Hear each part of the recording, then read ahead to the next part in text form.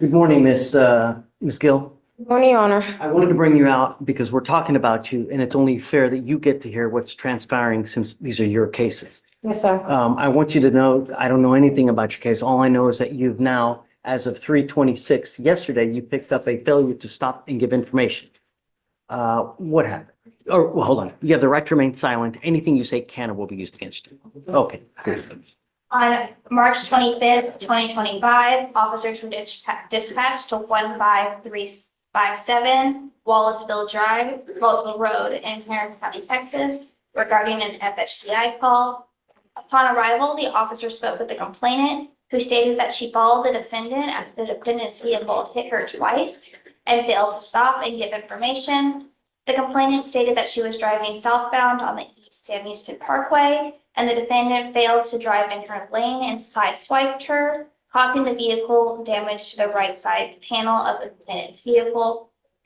The complainant stated that she blew her horn several times for the defendant to stop, and the defendant refused. The complainant followed for approximately 3 miles to 15242 Wallaceville Road, and the complainant and the defendant exited their vehicle, and the complainant told the defendant that she hit her vehicle and needed insurance information. The defendant then told the complainant no, and that she was getting something to eat. The defendant went inside the business, exited, and then entered her vehicle and attempted to drive away. The complainant blew her horn several times to get the defendant to stop and told her the police were coming, but the defendant ignored the complainant. The defendant then began to put her vehicle in reverse and proceed backwards, hitting the complainant's vehicle a second time. The So complainant. are you telling me that now it was intentional? The complainant moved her vehicle to avoid being hit and followed the defendant. The complainant flagged the police down to identify the defendant as the person who struck her vehicle. The estimated damage from the complainant was around $4,000, and the defendant stated she didn't stop because she was hungry and colored. And what? Colored. Color? Yes, Your Honor. Can you look up to see if she has a valid Texas driver license? Yes. Ms. Gill, I'm going to find that there is sufficient probable cause to go forward with your case.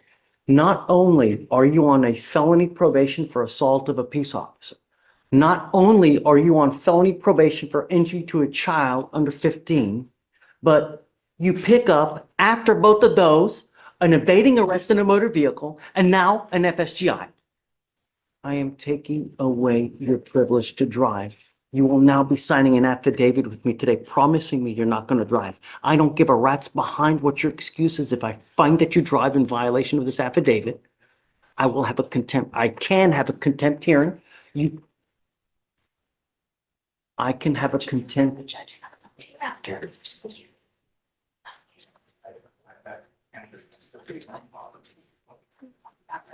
Oh, this judge is serving justice with a side of, I'm done with your nonsense. Imagine racking up a rap sheet like it's a loyalty card at a fast food joint, then using I was hungry as an excuse for a hit and run, twice. And the judge, not even flinching, just casually revoking driving privileges like he's taking away recess from a misbehaving toddler. I don't give a rat's behind might as well be engraved on the courtroom wall at this point. Finish. I'm so please. sorry. Finish. I'm a commercial driver. Really? Yes. Really? Yes. You, if you do have a CDL, Sorry, that is correct. She does have a valid CDL. are held to an even higher standard because of that CDL. You now have a total of 4 open cases, one of those being this FSGI and an evading arrest in a motor vehicle. I am taking away your privilege to drive. If I find that you do, I can have a contempt hearing.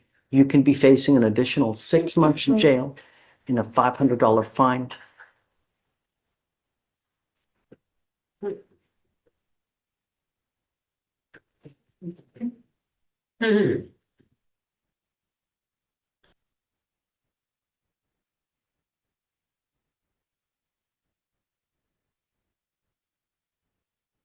I truly am at a loss with the attitude.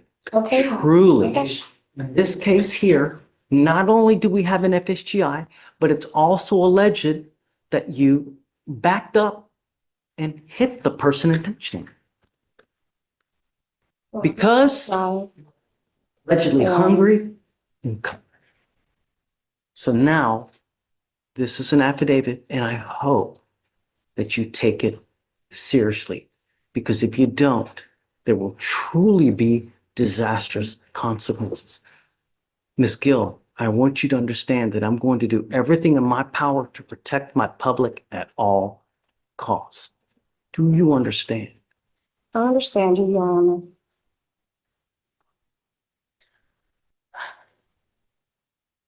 May I make argument for a PR bond, Your Honor?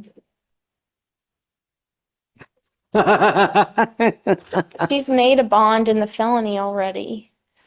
And even with the affidavit to not drive, I expressed to her that that was a possibility of a bond condition. I've spoken with her. She has family members who can help her get to and from court. She's a single mother of 2 children.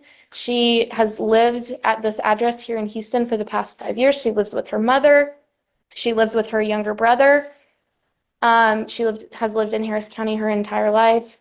And she has, in these felonies, she's actually applied to be put in mental health court because during this incident and the felonies, she was unmedicated and she has a history of mental health diagnoses. And so as a client of the Harris County Public Defender's Office, we have every intention of getting her treatment for those mental health issues.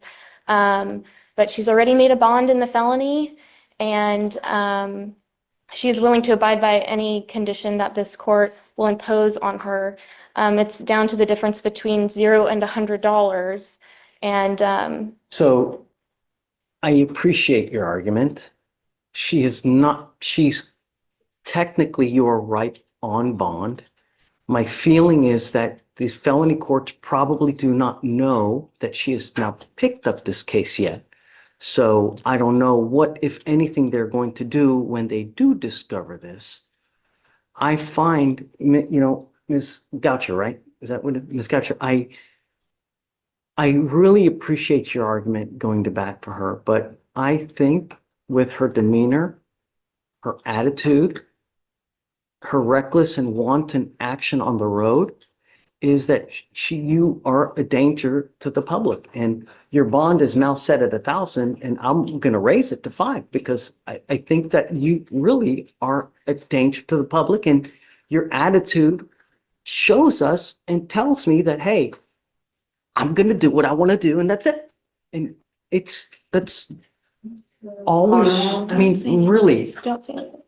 how many people died this weekend on the road because of the reckless and wanton actions, Oh, this judge just went full parental mode. Except instead of grounding you, he's slapping on a $5,000 bond and revoking your driving privileges like he's confiscating a teenager's car keys.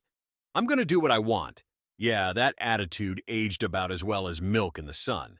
A CDL driver with a track record longer than a highway stretch, and somehow we're supposed to believe I was hungry was a valid defense?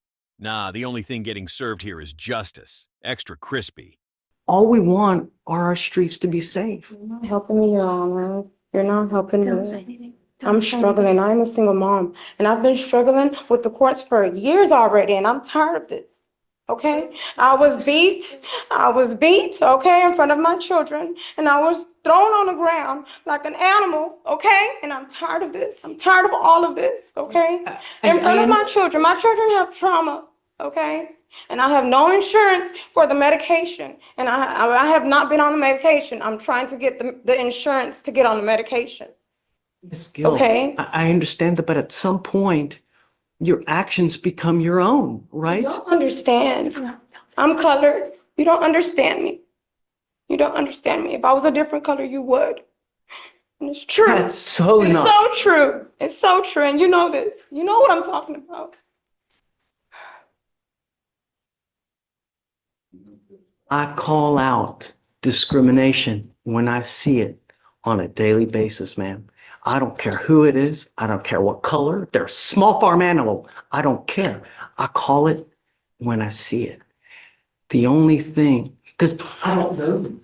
The way I get to know them is paper. And they tell me what happens in the case. And from what I see here and what has transpired here within the last 10 minutes. Really? Officer Harris did not read me my rights. Well, I will let They've been mishandling me like this for years already, okay? I have the right to tell you this. And I'm telling you, she did not read me my rights. She just shoved me behind the officer car. I did not get a voice to speak out anything. Yes. She just brought me to jail. You guys speak about that. I'll tell you, look, here's what I'm gonna do. I'm gonna leave your bond at $1,000 now. All right? I'm not gonna raise it to 5, but I can't continue to give you a PR bond. Terminated from employment too. Listen, Okay. do not drive.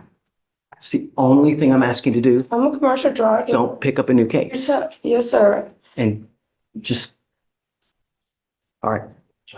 Come on. Oh, wow. This courtroom just turned into a full-on soap opera. The defendant is tired of the system. The judge is tired of reckless driving excuses, and everyone is just generally tired. But let's be real. Blaming everything except personal choices isn't exactly a winning legal strategy. The judge, with the patience of a saint, even backs off from the $5,000 bond increase, basically saying, fine, but don't push your luck.